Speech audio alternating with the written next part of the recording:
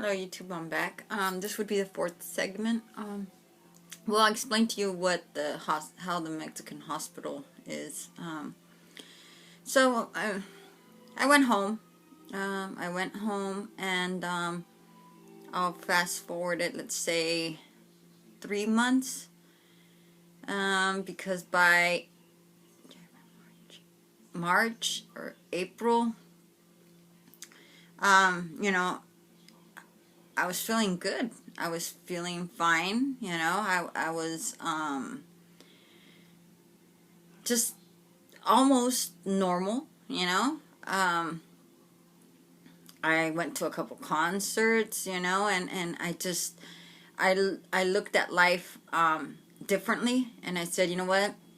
You know, I'm gonna take care of myself more, you know. I'm gonna dress nicer, I'm gonna do my makeup, I'm gonna, you know, I just felt better, you know.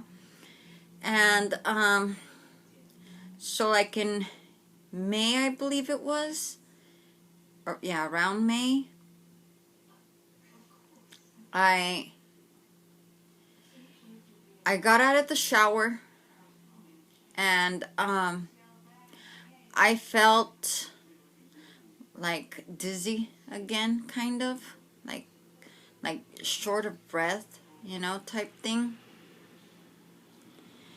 And I had noticed 2 days before that, at night, it was I can't well, it's like I was able to breathe, but let's say like I had something over my nose type of breathing.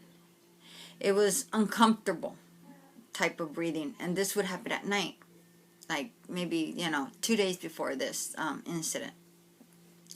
So that day I got out of the shower, and my sister-in-laws had been, you know, there at my house, because you know, somebody was always usually with me. I was never basically left alone. So I'm like, I just wasn't feeling right. It was hard to breathe.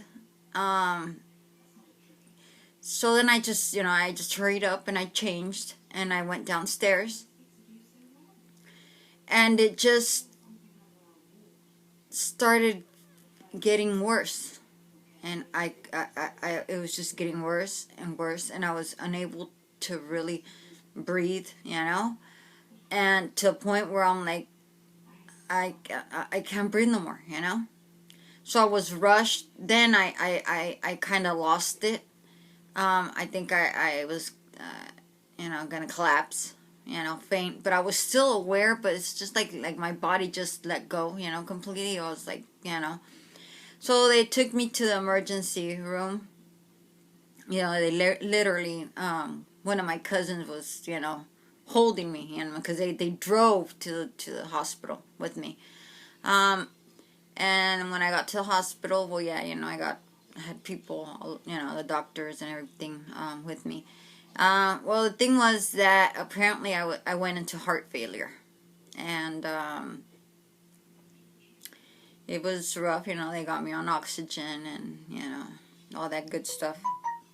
So then I was back in the hospital, you know, and this time, you know, I'd have to use the oxygen, you know, because that's the only thing that would literally make me feel better. So I think I was there maybe a month, or if not 3 weeks probably. I get back out, and then again I started feeling better, but then it was just like they said I was going to need to use oxygen. So I figured, you know, maybe it's just for like sleeping, and, you know. Well, let me tell you, my breathing just got worse and worse and worse. And there's a point where I was literally almost 24 hours with the oxygen. then I started getting this pain in my stomach. And it just got worse. And there I go again. And this was maybe the end, no, like, I'd say, like, almost a week before the end of June. Well, they did all kinds of tests again on me, and they said that it looked like it was my gallbladder, that I might have stones in my gallbladder. So, that they weren't going to be able to do surgery because of my heart condition. That my heart was too weak, and that I was at risk of having a complication while the surgery. And since they didn't have an ICU, they weren't going to be able to perform anything. They were giving me medication, and I was on oxygen.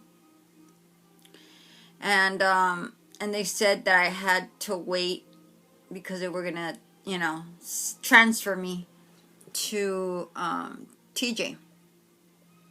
And most likely, if I did get a surgery, that's what they'd actually do it, because they do have the intensive care unit.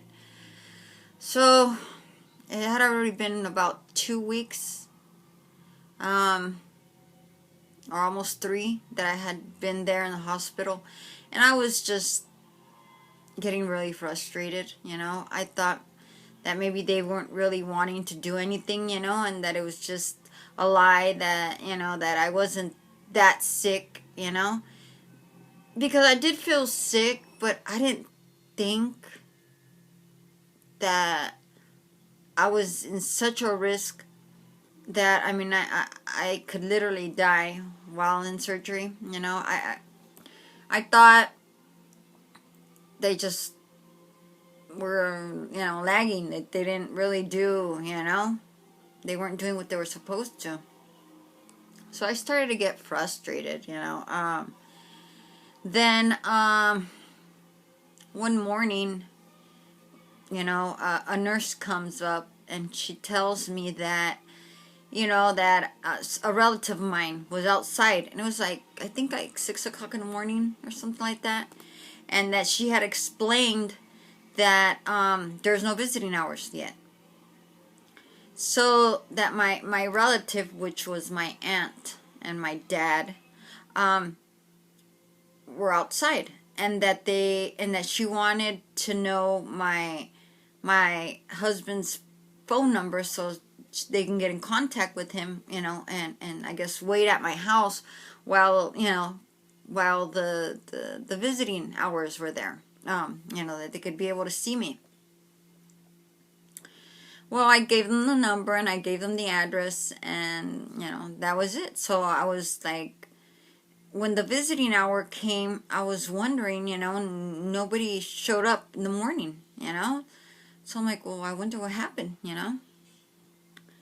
So, I really didn't think much of that, And then later on that day, the second visit, I believe, in the evening, was when my husband and my aunt arrived. And then they told me that, that my dad had gotten sick. And I am going to stop and do the next segment. So I'll get back to you.